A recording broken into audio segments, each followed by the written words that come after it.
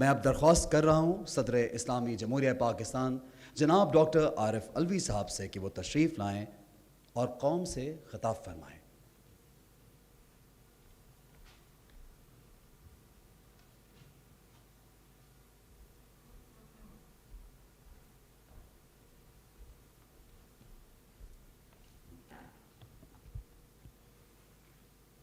بسم اللہ الرحمن الرحیم۔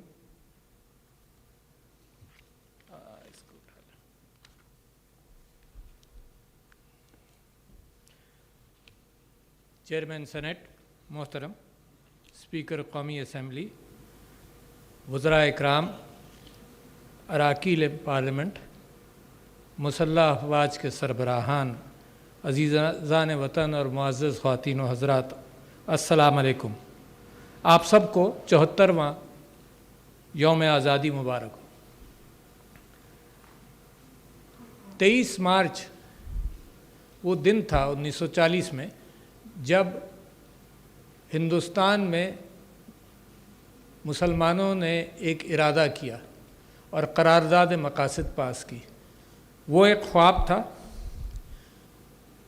اور اس کا مقصد، اس کی تکمیل جو تھی وہ 14 اگست 1947 کو وہ پورا ہوا۔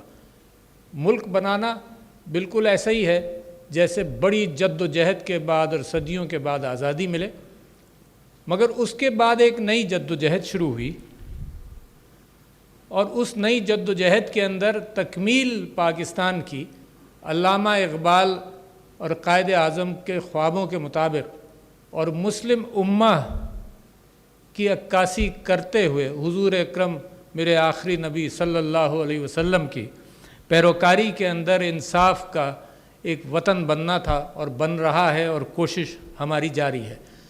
تو 14 اگست 2020 میں اس بات کی عکاسی، اس بات کو وہاں سے اٹھانا چاہتا ہوں جس سورت کی ابھی تلاوت ہوئی، جس کے اندر اللہ تعالیٰ اپنے نبی، آخری نبی صلی اللہ علیہ وسلم سے فرماتے ہیں کہ جاؤ اور خوشخبری دو ان لوگوں کو جنہوں نے آزمائشوں کے اندر بھی اللہ کو یاد رکھا اور اللہ ان کو نوازے گا۔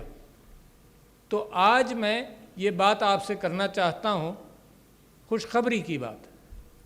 میں نے بہت زمانہ اور بہت دور دیکھا جس کے اندر ہم اپنے آپ کو کبھی کسی چیز پر اور کبھی کسی چیز پر ملامت ہی کرتے رہے، مگر وہ خوشخبری کیا ہے، اس کی بنیاد کیا ہے؟ جب وہ بچہ پاکستان کا 74 سال پہلے پیدا ہوا تو یہ تو اب اس کی جوانی آئی ہے، اس نے سیکھا، اس نے ٹھوکریں کھائیں، کہیں آزمائشوں سے گزرا، اللہ کا شاکر رہا۔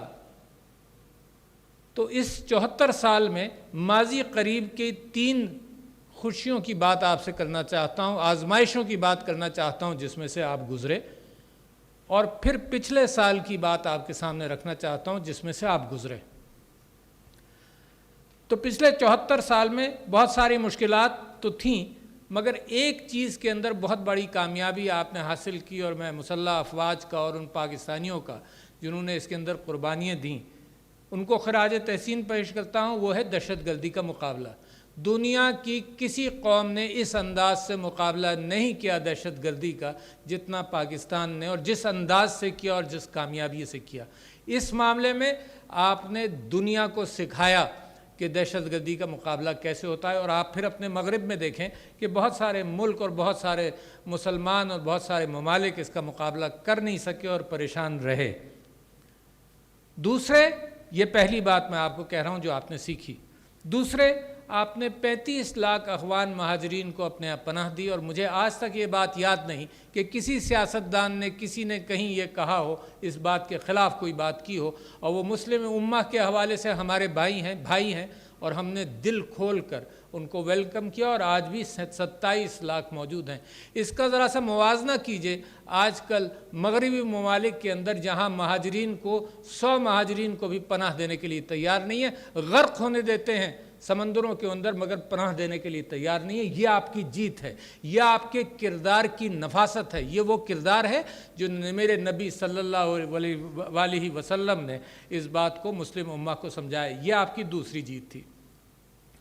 تیسری جیت آپ کی یہ تھی، پچھلے 74 سال کی بات کر رہا ہوں، تیسری جیت آپ کی یہ تھی کہ آپ نے اپنے اندر سے انتہا پسندی کو ختم کیا، آپ نے جوڑا، آپ نے قوموں کو جوڑا، اور قوموں کو جوڑنا اس اتحاد کی تلاش تھی جو اتحاد قائد اعظم محمد علی جناح نے قوم سے کہا تھا، اتحاد، تنظیم اور ایمان۔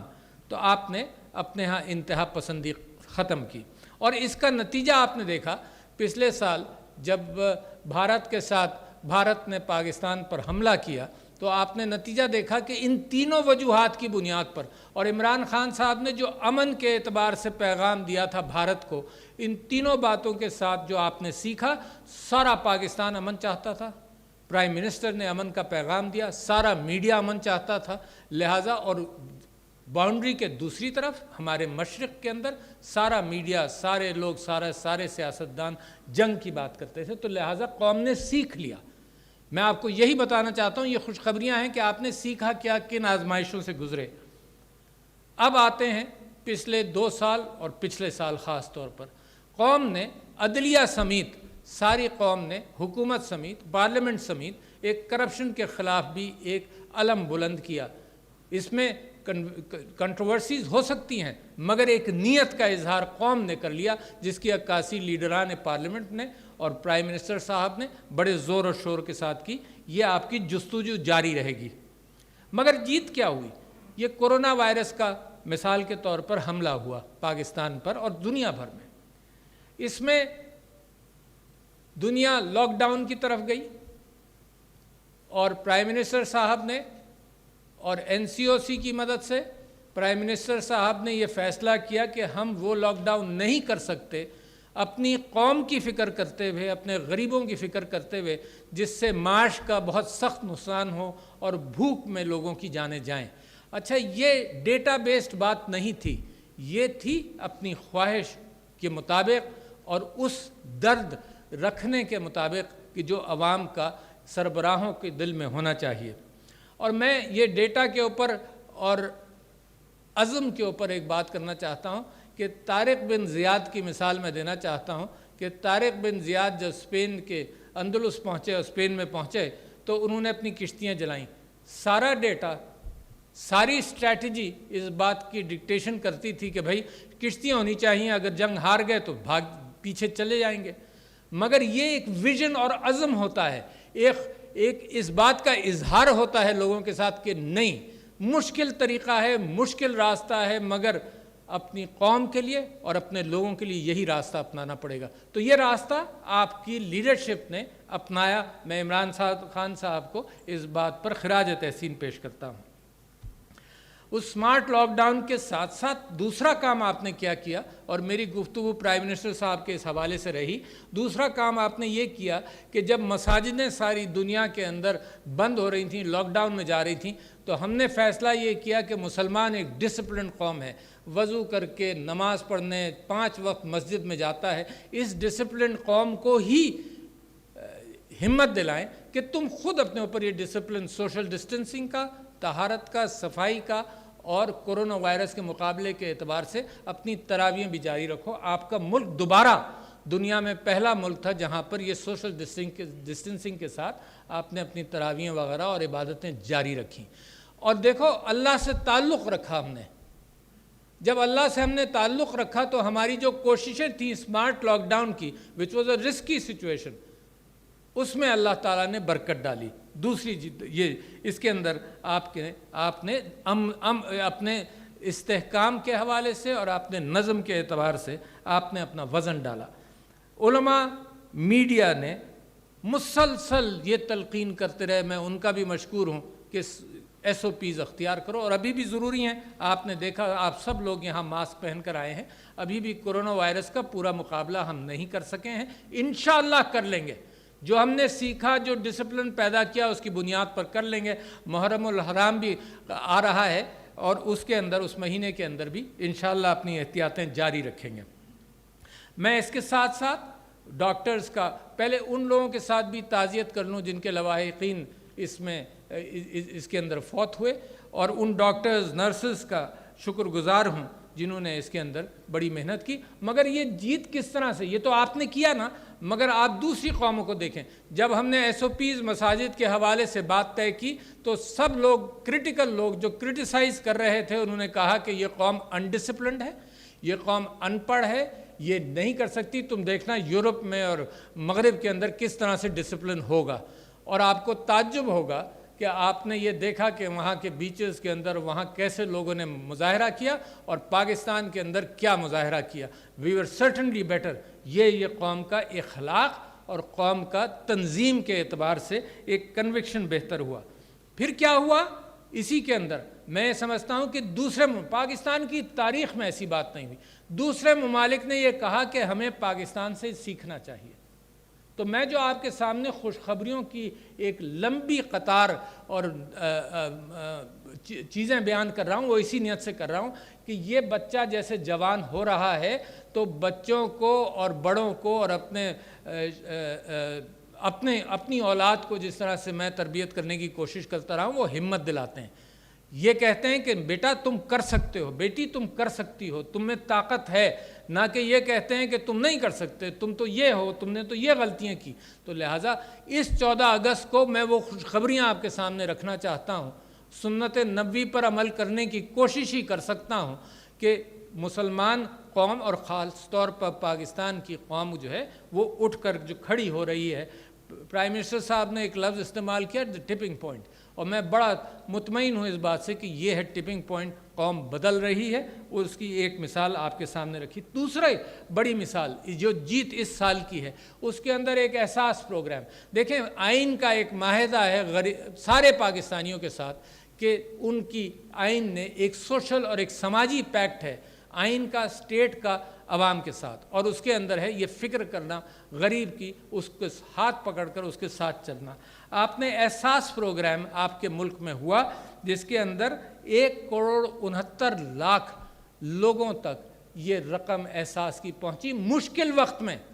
اچھا، مشکل وقت ہی وہ وقت ہوتا ہے جس کے اندر آپ کا رشتہ دار اگر بیمار ہو، پریشان ہو، آپ مدد کرتے ہیں تو وہ بانڈنگ ہوتی ہے، وہ آپ کی محبتیں بڑھ جاتی ہیں۔ تو اسٹیٹ نے عوام کے ساتھ ایک بہت بڑی بانڈنگ کی ہے، یہ محبتیں یہ قوم متحد ہوئی ہے اس بنیاد کے اوپر، اور 1,69,00,000 لوگوں تک یہ احساس پروگرام جو بہت ٹرانسپیرنٹ، جس پر بہت کسی نے انگلی نہیں اٹھائی، جس کے متعلق پرائم منسٹر صاحب نے مودی صاحب کو کہا کہ ہم سے ایک بات اگر ہم تمہارے شیئر کر سکتے ہیں تو یہ لے لو۔ یہ بہت اچھا ہم نے طریقہ کار اختیار کیا۔ وہاں پر اور یہاں پر کتنا فرق تھا۔ لاک ڈاؤن ہوا بھارت میں اور کروڑوں لوگوں کو کہہ دیا گیا کہ تم پیدل جاؤ، 1000 میل دور تمہارا گھر ہے، ہمیں کوئی فکر نہیں، تم جاؤ، پیدل جاؤ۔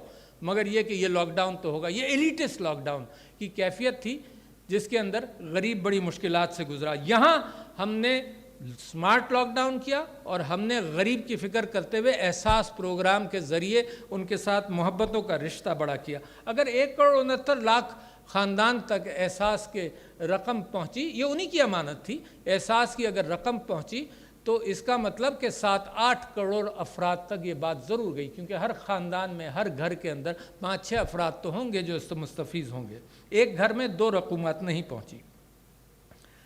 پھر میں بات کرنا چاہتا ہوں آپ سے کہ قومیں اگر غربت سے نکلتی ہیں تو 2 وجوہات سے نکلتی ہیں خاص طور پر، ایک تعلیم اور دوسرے صحت۔ صحت کے حوالے سے آپ نے دیکھا کہ اتنی تیاری کی آپ کی قوم نے، اتنی تیاری کی آپ کی حکومتوں نے کہ جو چیز آپ نے ہسپتال بنائے، بیڈز بنائے، میرے خیال سے کسی جگہ بھی 60 یا 70% سے زیادہ استعمال ہی نہیں ہوئے۔ تو تیاری آپ کی زیادہ تھی۔ کریڈٹ ٹو یور آرگنائزیشن کہ آپ نے یہ کام کیا۔ تعلیم کے اوپر میں آنا چاہتا ہوں کہ کووڈ نے مجبور کیا اور بڑی تیزی سے ہماری تعلیم کی منسٹری نے اس پر، شفقت محمود صاحب انہوں نے اس پر کام کرنا شروع کیا، اور یہ بات ٹی وی کے ذریعے بچوں کے گھروں تک تعلیم پہنچی، اور آئی ٹی کا سسٹم بھی اسی کے لیے بہتر کیا گیا۔ مگر تعلیم کی جب میں بات کروں تو سب سے بڑا اچھا راستہ جو مجھے نظر آتا ہے وہ یکساں تعلیمی نصاب کے حوالے سے تیاری کی ہے۔ اس میں کیا ہوتا ہے، اس میں ساری قوم ایک اچھے انداز سے اکٹھا ایک سوچ کے اعتبار سے آگے بڑھے گی، اور کنٹروورسیز کم ہو کر سب کا سٹینڈرڈ بڑھایا جائے گا۔ یہ کم سٹینڈرڈ ایک کرنے کا مطلب یہ نہیں ہوتا کہ کم کیا جائے، سب کا سٹینڈرڈ بڑھایا جائے گا. یکساں تعلیمی نصاب ایک پاکستانیت اور ایک مسلمان کو اچھا علم دے گی. اس کے ساتھ ساتھ 50,000 طلباء کو اسکالرشپس دی گئیں، 50,000 ہائر ایجوکیشن کے لیے، یعنی سرپلس تھیں اسکالرشپس. اور اس کے برعکس پہلے دیکھیے نا، آپ تو سیکھتے ہوئے آ رہے ہیں نا، تو پچھلے تقریباً 17 سالوں میں کل 28,000 اسکالرشپس دی گئی تھیں، یہ 50,000. تو جو آپ کی قوم ترقی کرے گی، مضبوط ہوگی، غربت سے نکلے گی، اس کی 2 وجوہات ہوں گی. صحت کا خیال رکھا جائے، ماشاءاللہ بڑی اچھی طرح سے قوم کو میں مبارکباد دیتا ہوں کہ انہوں نے صحت کا کس انداز سے خیال کیا اور جو پیغام پہنچا اس کے اوپر عمل کیا، اور اسی طرح سے تعلیم کے اوپر. پھر میں اب بات کرنا چاہتا ہوں معیشت پر، آپ کی جیت گنانا چاہتا ہوں، وہ خوشخبریاں آپ تک پہنچانا چاہتا ہوں جو پچھلے سال آپ نے حاصل کی ڈسپائٹ کووڈ کے باوجود کی. یعنی دنیا کے اندر یہ ساری چیزوں نے بہت بڑی بڑی آزمائشیں کی، -20% GDP، -15% GDP، اور آپ کے ہاں کیا تبدیلیاں آئیں. کرنٹ اکاؤنٹ کا خسارہ 20 ارب سے آپ 3 ارب پر لے کر آئے. زر مبادلہ کے ذخائر 8.5 ارب سے 12.5 ارب ہوئے. محصولات ٹیکس کے اعتبار سے ڈسپائٹ کووڈ کے باوجود معیشت کی کمزوری جو ہوئی کووڈ کی وجہ سے، اس کے باوجود آپ نے 300 ارب آپ کا محصولات اور ٹیکس بڑھ گئے.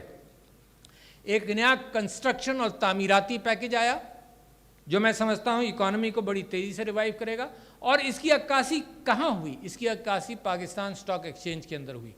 جو مستقبل کے اعتبار سے امید لگاتے ہیں، انویسٹ کرتے ہیں، انہوں نے یہ دیکھا کہ پاکستان کے انڈیکیٹرز اچھے ہیں. یہ آپ پاکستانیوں نے دیکھا، باہر والا تو بعد میں انویسٹ کرے گا. یہ پاکستانیوں کو اپنی قوم کے اوپر، اپنے ملک اور اپنی معیشت پر جب بھروسہ ہوگا تو پھر وہ دکھاتا ہے. پاکستان سٹاک ایکسچینج کے ذریعے اس نے 40,000 کا ہدف پورا کیا، جبکہ دنیا کی سٹاک ایکسچینجز نیچے گئیں، پاکستان کی سٹاک ایکسچینج اوپر گئی. ماشاءاللہ مودی نے بھی سٹیبل رینکنگ دی. اچھا، اور ایز آف ڈوئنگ بزنس پچھلے سال کی آپ کی جیت تھی کہ آپ نے 28 سے جمپ کیا. سیمنٹ کی پروڈکشن بڑھ گئی. تو میں صرف یہ کہنا چاہتا ہوں کہ معیشت ایک کلائمب کی طرف جا رہی ہے، بڑھنے کی طرف جا رہی ہے، اور یہ کووڈ کے باوجود ہے. یہ بہت بڑی جیت ہے، آپ کی مبارکباد کی مستحق ہے یہ قوم. اب میں آنا چاہتا ہوں کشمیر کے اوپر. 5 اگست یوم استحصال کے طور پر منایا. 5 اگست 2019 کو میں ہندوستان نے، بھارت نے آرٹیکل 370 کو رد کیا. وہ انہی کے آئین کا آرٹیکل تھا، وہ گارنٹیز دیتا تھا. ہمیں اس آرٹیکل سے اب بھی ہم یہ کہتے ہیں کہ کشمیر پاکستان کا حصہ ہے، انڈیا کے آرٹیکل میں بھی نہیں ہونا چاہیے تھا. مگر اس کے ساتھ ساتھ وہاں مظالم بڑھے. ہندوستان نے اپنی نئی تاریخ رقم کرنے کی کوشش کی ہے. پرانی تاریخ کو مٹا کر نئے اوراق اس میں ڈالنا چاہتے ہیں، جھوٹ سچ کے ساتھ. اور نتیجہ یہ ہے کہ مائنورٹیز کے حوالے سے ان کا جو سٹیزنشپ ایکٹ ہے وہ، اور رجسٹریشن ایکٹ آسام کا، اس نے وہ بات شروع کی جس کے اندر مائنورٹیز کے ساتھ بجائے آپ کے ملک نے کیا کیا، آپ نے ملک نے یونائٹ کیا اور یونائٹ کرنے کی کوشش کی. اور ادھر کیا ہو رہا ہے؟ ادھر ڈس یونٹی پھیل رہی ہے. ہمارا پڑوسی ملک ہے، ہم چاہتے ہیں وہاں سٹیبلٹی ہو، ہم چاہتے ہیں وہاں امن ہو، مگر جب وہ خود اپنے آپ ماچس ڈالتے رہیں گے اور تیل چھڑکتے رہیں گے تو ہم کیا کر سکتے ہیں سوائے اس کے کہ ہم پریشان ہوتے رہیں کہ ہمارے نیبرہڈ کے اندر اگر یہ کام ہوگا تو پاکستان کو بھی نقصان ہوگا.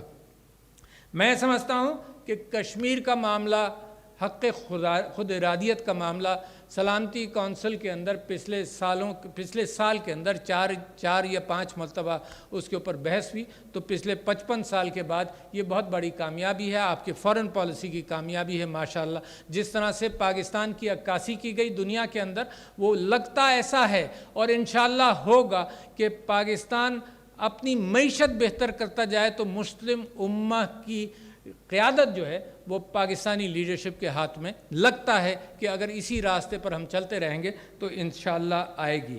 میں سمجھتا ہوں کہ اس معاملے کے اندر پاکستان اکٹھا ہے، کوئی اپوزیشن، کوئی گورنمنٹ، کبھی کوئی اس میں اختلاف نہیں ہوا. کشمیر کے معاملے میں ہم کشمیری بھائیوں کو کبھی اکیلا نہیں چھوڑ سکتے، ہم ان کا مقدمہ لڑتے رہیں گے. پرائم منسٹر صاحب نے اپنے آپ کو خود کہا ہے کہ he is the ambassador of Kashmir to the world, اور وہ اس بات میں جاری رکھیں گے. میں اس کے ساتھ ساتھ ان ممالک کا شکریہ ادا کرنا چاہتا ہوں بالخصوص چائنا اور ترکی اور ملیشیا، سعودی عرب اور OIC نے بھی اس کے اوپر ریزسٹنس شو کیا، تو ان ممالک کا اور ان اداروں کا شکریہ ادا کرنا چاہتا ہوں، United nations human rights commission کا بھی اور سیکرٹری جنرل صاحب کا بھی، کہ کشمیر کی خود اداریت کے معاملے کو وہ پش کرتے رہیں گے انشاءاللہ، وہ دن دور نہیں ہے۔ اور کشمیر کے اوپر جس طرح سے آپ نے نقشہ پاکستان کا کشمیر کی صحیح عکاسی کرتے ہوئے قائد اعظم کی ویژن کے اعتبار سے، علامہ اقبال کی فکر کے اعتبار سے نئے نقشے کا اجرا کیا، تو میں سمجھتا ہوں یہ ایک بہت بڑا کام تھا۔ اب کچھ ان چیزوں پر آ جائیں جو آپ نے کرنی ہے۔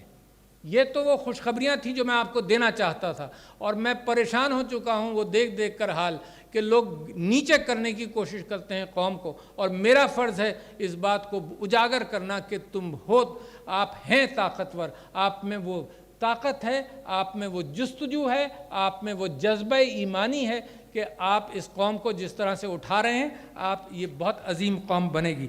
مگر اب میں ان چند چیزوں کا ذکر کرنا چاہتا ہوں جو ضروری ہیں، اگلے سال پھر اس کے اوپر گفتگو کریں گے۔ ایک ہے عورت کا مقام معاشرے کے اندر۔ مثال کے طور پر میں نے کوشش شروع کی، اور اللہ تعالیٰ فرماتا ہے عورت کی وراثت کے حوالے سے، اور میں قرآن میں سے آپ کو کوٹ کرتا ہوں کہ تمہارے ماں باپ اور اقربا جو کچھ چھوڑیں، اس میں مردوں کا بھی ایک حصہ ہے، اور تمہارے ماں باپ اور اقربا جو کچھ چھوڑیں اس میں عورتوں کا بھی ایک حصہ ہے، خواہ تر کم ہو یا زیادہ، ایک متعین حصے کے طور پر موجود ہے، اور اس حق کو ادا کرنا مسلمانوں کا فرض ہے۔ اور میں یہ کہتا ہوں ابھی یہ پاکستان کے اندر کچھ جگہوں پر ایسی کیفیت ہے کہ جہاں عورت کو پورا حصہ نہیں ملتا۔ دوسری بات، قائد اعظم نے بھی کہا کہ عورت اپنا صحیح مقام جب معاشرے میں پائے گی، یہ 52% یا 50% آبادی اگر یہ معیشت کے اندر اس کا فل کنٹریبیوشن ان ایکول بینیفٹس نہیں ہوگا تو وہ معیشت ترقی کمزوری کے ساتھ کرے گی۔ میں تعلیمی اداروں میں جاتا ہوں، اتنی اچھی ان کی تعلیم کے اعتبار سے اتنی کوششیں، اور اگر یہ گریجویٹ کرتی ہیں تو کبھی کبھی کچھ پروفیشنل کالج میں 70 اور 80%، مگر ایکچول لائف کے اندر وہ یقیناً ان کی ایک ذمہ داری ہے کہ خاندان کی پرورش کریں، وہ ذمہ داری بڑی ضروری ہے۔ مگر IT کے ذریعے، مختلف طریقوں کے ذریعے اب عورت گھر میں بیٹھ کر، یہ IT اور سافٹ ویئر ڈیولپمنٹ ایک ایسی چیز ہے جو پرانے وقتوں کی سلائی مشین دی جاتی تھی کہ عورت گھر میں بیٹھ کر اپنا روزگار تلاش کرے، تو میں سمجھتا ہوں اس طرح سے عورت کو اسٹرینتھن کرنا چاہیے، ایمپاور کرنا چاہیے۔ اس لیے نہیں کرنا چاہیے کہ مغرب کچھ کہتا ہے، اس لیے کرنا چاہیے کہ اسلام کا اپنا طریقہ کار کے مطابق عورت کا ایک مقام ہے جس تک ہمیں پہنچنا چاہیے، اور اس کو فریڈم دینی چاہیے۔ دیکھیے ریاست کا کیا کام ہے؟ ریاست کا کام یہ ہے کہ جو رئیس لوگ ہوں اور جو غریب لوگ ہوں، اوپر ٹیکس کرے اور نیچے ٹیکس دے، اور اس کی حالات بہتر کرے، پھر ایک یکساں تعلیم دے تاکہ ہر جنریشن میں آدمی محنت کر کے ترقی کر سکے، اور ان کو یہ ریاست کا کام ہی یہی ہے، اوپر سے نیچے لا کر ایک مکس کرتا رہے تاکہ ایک غریب بچہ بھی، اس کو بھی تعلیم کے وہی چیزیں موجود ہوں اس کے پاس، اور پھر ایکول اپارچونیٹیز، یکساں اس کو نوکریوں کا امکان ہو۔ میں اپنی گفتگو ختم کرنے سے پہلے افغانستان کے بارے میں بھی بات کرنا چاہتا ہوں۔ میں سمجھتا ہوں کہ جو معاہدہ امن کے سلسلے میں افغانستان اور امریکہ کے درمیان ہوا، اور طالبان اور امریکہ کے درمیان ہوا، اور افغانستان گورنمنٹ کے ساتھ بھی، میں سمجھتا ہوں کہ پاکستان ہمیشہ امن کا کوشاں رہا ہے۔ گوادر کے ساتھ جب آپ نے افغان ٹرانزٹ ٹریڈ کو کھولا تو ماشاءاللہ افغانستان اگر میں امن آئے گا جو عنقریب ہے، تو جو سیکنڈ بیسٹ بینیفیشری افغانستان کے لوگ خود، اور دوسرا بینیفیشری ہے وہ پاکستان ہے اگر اس کے مغربی بارڈر پر امن ہوگا۔ افغانستان کے بعد ساتھ ساتھ پھر میں پاکستان چائنا اکنامک کوریڈور کی اقتصادی راہداری کی بات کرنا چاہتا ہوں کہ اس کی وجہ سے ماشاءاللہ بڑی ترقی ہو رہی ہے اور ہوتی جائے گی، اور انشاءاللہ اس کے ساتھ جو سوشل ڈیولپمنٹ ہے اور پاورٹی ایلیویشن ہے اس دور کے اندر بھی ہم آ رہے ہیں، اور یہ صرف پاکستان چائنا کا اکنامک کوریڈور نہیں ہے بلکہ سینٹرل ایشیا کے ساتھ بھی ایک تعلق اور امن کا اور ٹرانزٹ کا ڈیولپ ہوگا۔ میں آخر میں عدلیہ کا مشکور ہوں کہ عدلیہ کی کوشش بھی کرپشن کے حوالے سے اور جلدی حصول انصاف کے حوالے سے جاری ہیں۔ بڑی مشکل جنگ ہے یہ، جب کرپشن گھن کی طرح معاشرے کو کھانے لگتا ہے تو اس کے خلاف جد و جہد بڑی مشکل ہوتی ہے۔ میں آخر میں نوجوانوں سے خاص طور پر یہ کہنا چاہتا ہوں کہ اپنی پاکستانیت اور اسلام کے اعتبار سے اپنی جڑوں کو مضبوط کرو۔ طوفانوں کے اندر وہ لوگ کھڑے رہتے ہیں جن کی جڑیں مضبوط ہوتی ہیں، پیر ان کے طاقتور ہوتے ہیں، تو لہٰذا جس طرف پاکستان جا رہا ہے وہ ایک ترقی کے دور ہے۔ وہ جو سلور لائننگ تھی کہ بھئی روشنی آئے گی، وہ روشنی آنا شروع ہو گئی ہے۔ لہٰذا اس 14 اگست کو میں ڈیڈیکیٹ کرتا ہوں کہ پاکستان ایک موڑ پر آیا ہے، اور پاکستان کے اندر ہمیں اپنی طاقت اور ہمیں اس بات کا احساس ہوا کہ ہم بہت کچھ کر سکتے ہیں۔ آپ کو 74واں کی سالگرہ مبارک ہو۔ پاکستان پائندہ باد۔